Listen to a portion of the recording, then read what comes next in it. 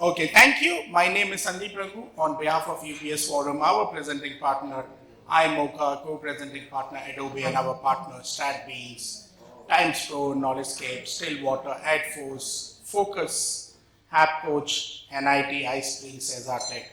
I welcome you all for our edition of Learning and Development Summit. So before we start, you people must have the agenda that was given to you at the registration desk, right? So there might be certain swap between the speakers. That the major reason between the swap of speakers 1 or 2 is because of the delay in arrival of the speakers. All thanks to Mother Nature, we cannot fight. That is one reason. But we are trying our best. That is why we are starting 10 minutes late also. Just bear with us if there is a swap in speakers, what we call with their presentation between the slot. Just bear with us. That's the update I have for you now. Okay, let's get started. Now, as you all know, learning and development has been one of the most important part of every organization. With the changing forms in the market, everything is getting digital, due to which conventional way of learning is not being followed and has to be transformed. Also, we know the future is digital, so the question that comes next is how digital transformation is going to be the key in the process of learning and development. The 11th edition, which is today's event, Future of Learning and Development Summit and Awards, will bring together top industry leaders to share their thoughts on the changing culture and scenario of learning and development in today's time. How the trainings are being imparted to the employees in a hybrid mode. How e-learning and gamification is playing a major role in learning management system, and many more. We are all here for a purpose. The purpose of learning, knowledge sharing, and networking. To network, what we're going to do is, the networking or the conversation does not end today here. We already have an existing group which is known by L&D Summit from UBS Forum. We will be enrolling you after this event gets over tomorrow on the WhatsApp group. And it's optional. If you people don't feel like being in that group, you can opt out or you can exit. The purpose of that group is anyone can shoot out any queries, any doubts, and anyone can answer. It's an open and an holistic approach. And I request what we call our partners not to pitch in your solution directly, instead of solve industries by highlighting industry's perspective, how you can help them. And please do not promote your brand just or do a sales pitch, but use a holistic approach by solving each other's problem. Okay, on that note, I would like to start this event with our keynote presentation by Aditiya Birla Capital, and for that I would like to invite Atul Mathur, who is the EVP and HR Head Learning and Development. To give you a background, he is a rich exposure of leading talent management, learning development, recruitment, employee engagement, policy formation and implementation initiatives. Have worked with businesses as well as HR function in diverse industries like telecommunication, BPO, insurance, and many more, search consultancy and media. He has experience of setting up, leading large national teams, adept of conceptualizing and implementing large-scale HR products. Can we welcome him with a big round of applause, please? This is the favorite line after the pandemic. Am I audible? So I just want to be sure. I mean, old habits die hard. I've been saying it for the last 3 years. So that's why. Anyway, it's really a privilege for me to be here, among such a, big and, what should I say, learned audience. So I'm not sure how much justice will I be able to do to my portion, but I have done a little bit of research in terms of what the trends are in L&D, and I'll try to sprinkle it with some of my own experience and, try to share with you some perspectives. But before we start, I would like to say that, RRR, which is so popular, and all of us, I'm sure, sitting in this room would be proud of it, that we have won an Oscar for RRR. And I must say that the HR and L&D fraternity is also at the inflection point, right, where we are ready to create another RRR and be on the global, stage with an Oscar. Yeah. And when we say RRR, obviously, we are referring to Reimagine, Reskill, and Reinvent. And I'm sure that all of us sitting over here, all the leaders sitting over here, would be in the same boat in terms of, looking at things, how do we move over these times which are so very ambiguous. Now, some research-based data, which I'm sure that you would already be aware of, but I thought let me just share it with you. So, according to research by McKinsey and Company, they surveyed about 13,382 employees in Australia, Canada, India, Singapore, UK, and US about most common reasons given to quit their job. And as all of us understand, and what the research showed was that 41% people left because of better career development or career advancement opportunities. I'll touch on it in my short speech today, that the role of L&D in terms of career development and career advancement, right? Of course, not that we were not doing it earlier, but it is with a slight twist and the perspective which is different in the current context, and therefore, kind of resonate completely with the research done by McKinsey. We also have Gartner, which surveyed more than 800 HR leaders across 60 countries, and all major industries to identify their priorities and challenges for 2023. The largest share of respondents responded that it is leader and manager effectiveness. I'm sure all of you would agree that in these transformative times, when things are changing by the minute, and there's so much of disruption happening on all counts, it's very, very critical and very important that the leaders and the managers are effective and are able to effectively navigate their teams towards success. The context which has changed, and all of us are aware of it, is that from a typical, on-roll and people coming to office kind of a scenario, we have moved into a hybrid work situation. And hybrid could mean that some people are in office, some people are working from home, or some people are working from branches which are closer to their homes, but not actually in the main office where the supervisory line sits over there. And therefore, in this context, the role of the manager and of the leader becomes very, very important, right? And then finally, LinkedIn Learning India 2023 Workplace Learning Report shows that 70% of leaders, in the L&D space, expect that they'll get higher spending in terms of budgets.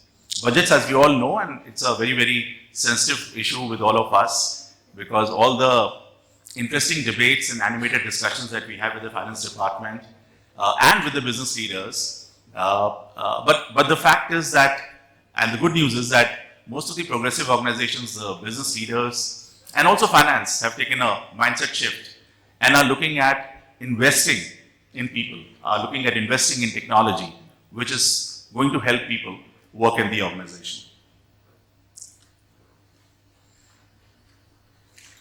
So let me talk about a few L&D trends, right?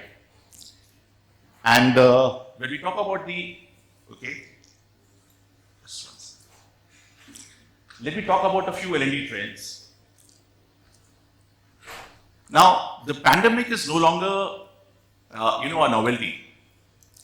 We have been talking about, and in a lot of conferences that I've attended as a speaker, as a participant, a lot of industry forums that one gets to attend, people have been continuously talking about how pandemic has changed our lives. True, it has. But the fact also is that we have moved ahead. So from a completely digital kind of a scenario, we are also now as I just mentioned, a hybrid kind of a scenario. We are also, in a phygital kind of a scenario, where people are working, or connecting with each other online, digitally. And there also, a requirement of people going to be there in the office, or a physical meeting, or the physical interaction taking place, right? And therefore, the trends which are coming in, would be in terms of reskilling, which is new skills to transition into a completely new role. A lot of old traditional roles are becoming obsolete. and technology is kind of, making giant strides in that direction. But it does not mean that if some roles are getting obsolete, no new roles are being created, right? And as we see and as we are witnessing, that there are a new breed of roles that are coming up in organizations, right? Which are technology enabled, which may be also a combination, of different things that people may be doing, supported by technology. And that's what we're referring to as reskilling from L&D perspective, where we are saying that new skills to transition into a completely new role in the organization, right? So for example, my MIS person who shares with me a lot of data, right, is actually getting into, what we call as it's the automation of the process that they have, got into, which requires completely different skills, a new way of doing things. When we say upskill, obviously it is additional skills or improving existing skills to bring more value and expertise. And the third one, which is cross-skill, which is new skills lent to different areas to improve collaboration and support. I'm sure all of us would be aware of the T professionals and the V-shaped professionals. Can I see a raise of hands? How many of us know who are T professionals and who are V-shaped professionals?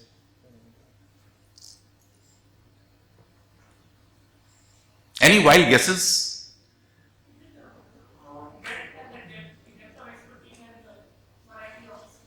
Yes, absolutely. But it's true for both the cases.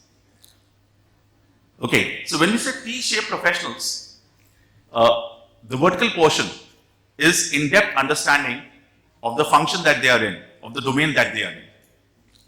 And the horizontal, the top of the T, is more in terms of generic and broad understanding of other areas. But when we say V-shaped professionals, it again means in-depth understanding of a domain, expertise in that area, but a better understanding of adjacent areas, which will help in better collaboration, which will help in people working together. So if you are an L&D professional, right, you need to have also a very good understanding of the sales function. You also need to have a very good understanding of the HR function. You need to have a very good understanding of the, let's say, customer service function, because these are three areas primarily where a L&D person is working, and these are adjacent areas. I hope I'm making sense to you, right? And in this, therefore, the trend, when we talk about the L&D trend, in terms of reskilling, upskilling, and cross-skilling, they assume great importance, right? And that's what also helps us in terms of strategizing when we're looking at what is it that we'll be doing going forward.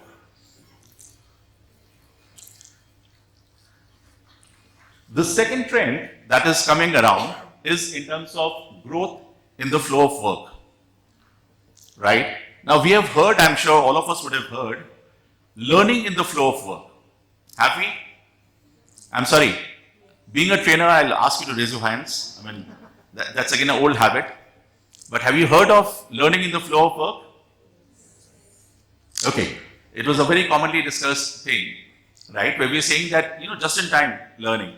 When I'm doing something, I get enablement which will help me to do my job better, right? And from there, we are saying that the new trend which is emerging is growth in the flow of work. When we say growth in the flow of work, right? I mean, I just showed you some research where 41% people left because they felt they wanted career development and career growth, right? And therefore, L&D has to transform from just giving in inputs to actually making people experience that from an application point of view, where they start developing, where they start growing. If we go back to the traditional 70-20-10 principle, 70% is where, you pick up most of your learnings, which is on the job, right? And it's not different, except that the context has changed, except that the perspective of the L&D has to change in order to achieve this. And this is where you find that the role of L&D becomes very, very critical in the times to come. So when we say 23 and beyond or 25 and beyond, the L&D leaders have to look at it from the perspective of growth in the flow of work, right? Just to share some statistics, 70% of companies regard L&D as a top C-suite priority, which I'm sure all of us understand. But 4 out of 5 organizations are lagging in every L&D area. And what does it mean? It means that it gets reduced to a lip service, right? And that is where the L&D leaders have to really play a big role in terms of influencing so that, L&D remains critical, and it is critical, as all of us understand. Because to change, to shift the needle, right, you have to have a very robust L&D strategy and L&D department. Most organizations consider learning in the flow of work the zenith of learning outcomes, yet only 12% do it effectively. So, if you just look around us as well, we have been talking about the learning in the flow of work for the last few years, right? But how many organizations have really made that shift of bringing learning just in time for the enablement of the people? And now we are seeing a step further, not just give inputs, not just gyan, but also application, but also experiences, but also exposures, which people need to get. The number one most impactful L&D practice today is to create extensive career growth options. Only 17% organizations create extensive opportunities for career growth. Now, this is a point I would like you to go back and reflect on, because it's not just me speaking here for about 15-20 minutes and giving you some inputs, but I think this is very, very critical. If we as an L&D fraternity, if we as an HR fraternity are able to crack it effectively, right, then as I said, the Oscar on the global stage is not very far off. So it's not just the functional head, it's not just the CEO, it's not just the leadership team, right? But it is L&D also, which is now occupying a seat, right, in terms of helping people develop and grow, thereby developing the organizations. The next trend is digital dexterity over tenure and experience. Now, I don't think I need to get into too much of detail about this, but today, even the hiring that we are doing in most of the organizations, be it frontline hiring, be it middle management, be it senior management hiring, we are looking at digital dexterity because everything is going digital, right? So, yes, tenure and experience that we used to be so proud of in the earlier years still is important. Right, and as I said, in the digital world, it is I'll elaborate on that a little more. But my firm belief is that in digital world, it's a world of and, not or. So both will go hand in hand. But digital dexterity in the current context has assumed huge significance. So one is that when we are hiring people, talent acquisition, we need to look at digital dexterity. Even if we are hiring from campuses directly, and a lot of us go to campuses, to help them in terms of curating their content, for the MBA courses or other courses for which we hire people into our organization. I think digital dexterity becomes very, very important. When we are hiring laterals in the organization, it again becomes important. And then after that, it's the role of L&D. It's the role of learning and development to ensure that there is digital dexterity. A simple example is that when COVID hit us, everybody went on to Zoom and MS Teams or similar medium, right? Some organizations made an effort to explain to people what the functionalities are. Some just went on it and started using it.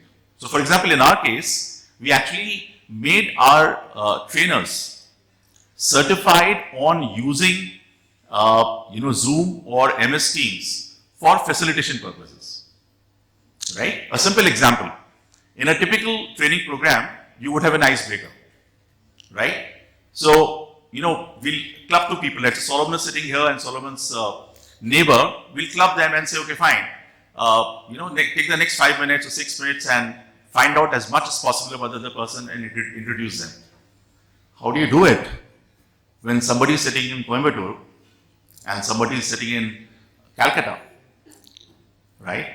And therefore, the approach was very clear because we wanted to increase that digital dexterity. We said, okay, fine. Find out go to the social handles of your neighbor and find out as much as possible about that person, because today, nothing is confidential, right? You go to LinkedIn, you go to Facebook, you go to Instagram. Not only professional, you will get personal things as well over there. And then introduce them. So what I'm saying is that, see, the role of L&D is not to just go with the flow. The role of L&D is to strategize. The role of L&D is to be like a thought leader and create that capability in the organization which will help the company to gallop forward. I hope it makes sense. Yeah, I mean, unfortunately, it's just a one-way kind of a communication. Otherwise, I would have really loved to hear your comments as well. If there are nice comments, put them on my LinkedIn profile. If there are nasty comments, tell the organizers. I have a lot of memories from when I was a... I'm sorry, this had to come in the end. Can you skip this video?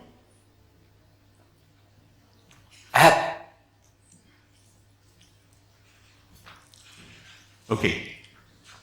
I think we have missed one of the trends. Okay. The fourth trend is center on the human power. So again, it brings me back to the point of the digital world is a world of and, not or. Right? What the business needs of its employees are, currently in early stages of evolution. When I say early stages of evolution, we have gone through a lot of evolution in our history. But from the change of transformation and what we are moving into in this decade and the next, these are early times. Technology is doing what it does. It automates, it calculates, it replicates, it formulates, and optimizes for better than the average person. However, the computers cannot think the way people think. And it is that I can say with confidence today. The statement may not hold good, 20 years later. And therefore, the human element is very, very critical, right?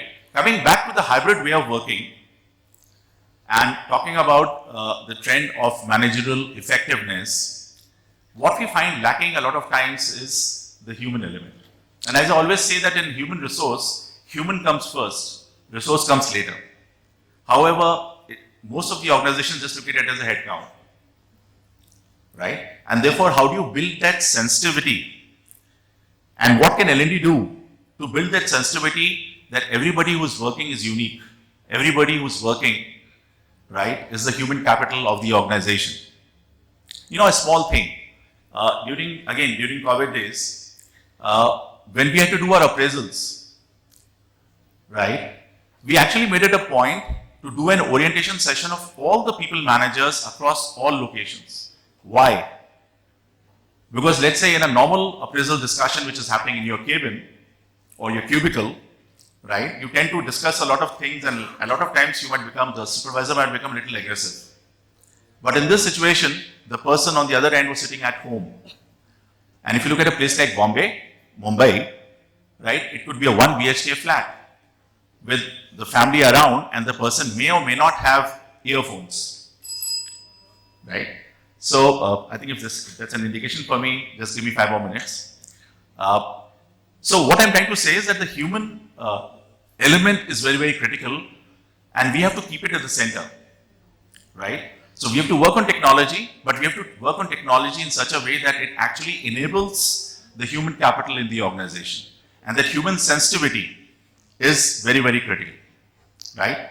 All of us have to be emotionally intelligent, right? The only thing which I'll say is that be emotionally intelligent, but don't get emotionally attached, because then it creates a problem, right?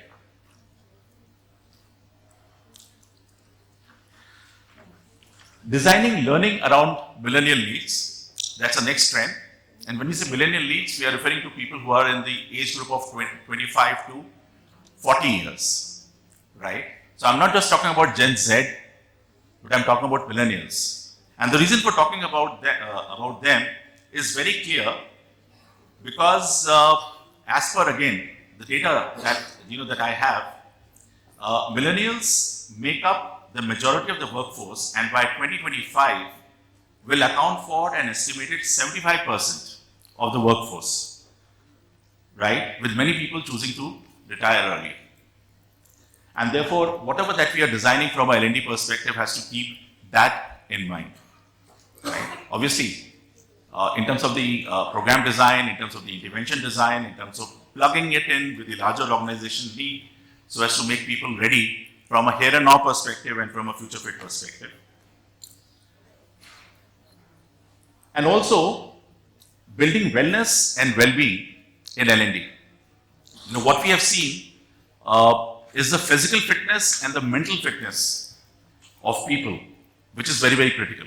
So as we speak, what we're doing in our organization is that we have a health insurance company as well, which has a wellness division, and they have a app called the Multiply app, right? And that Multiply app, we have asked all our employees to download. And everybody who does at least 10,000 steps a day gets an active day, right? Of course, there are other options like doing yoga, cycling, swimming, right? But what we're encouraging our employees to do is to become physically fit, right? We're also working on mental wellness. And in fact, there are organizations globally which are also monitoring, especially in case of hybrid workforce, that how many people are how long are people working? Because work from home means you can start at 7 in the morning and end at 12 in the night or even beyond. So a lot of effort is going in that, and L&D again plays a key role, which is where the trend becomes important. And therefore, if I were to summarize the skills that we require are analytical thinking and innovation, active learning, complex problem solving, critical thinking and analysis, creativity, originality and initiative, leadership and resilience, technology, design and programming, reasoning and ideation.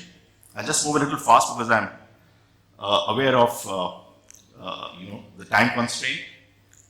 And as I said, that the role of L&D is a mindset shift first for ourselves. They say that charity begins at home. That it is a world of and not or.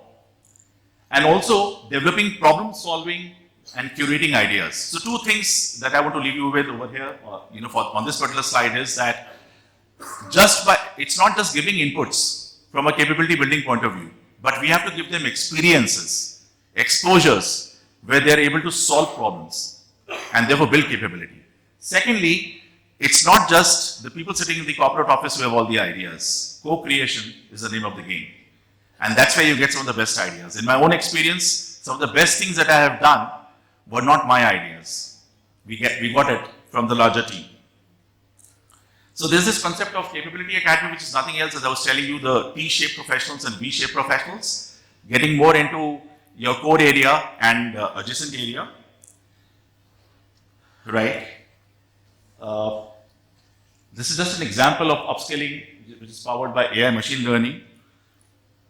So if I just look at the last portion in terms of the learning technologies, we have recommended learning at the point of need. So again, learning in the flow of work and growth in the flow of work, as we say. Immersive learning and virtual reality. Virtual reality is coming in a big way, and now with 5G being launched in the country, it will further accelerate the the evolution of immersive learning technologies. Future skilling powered by AI and machine learning, and self-authored, tailored learning products. So, just to conclude, I will give a short Zen story, because I think it's traditional to talk about Zen stories when you're conducting a program. And being a trainer, I really, old habits die hard. So there was this person who went to a Zen and said that, sir, I'm not able to meditate. I have so much of pain in my leg, I have so much of pain in my body, in my hands, and I get distracted. And the Zen replied, this shall pass. After a week, the person comes back and says, sir, I'm able to meditate perfectly well, right? And I'm really able to concentrate. And the Zen replied, this too shall pass.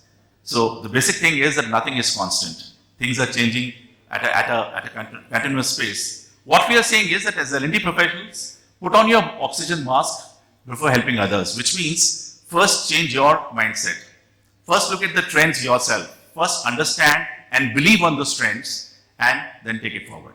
So with that, thank you so very much for being such a nice audience. I hope I've left you with some points to ponder and would be very happy to maybe interact with you, later. I don't think there are any question and answer session here.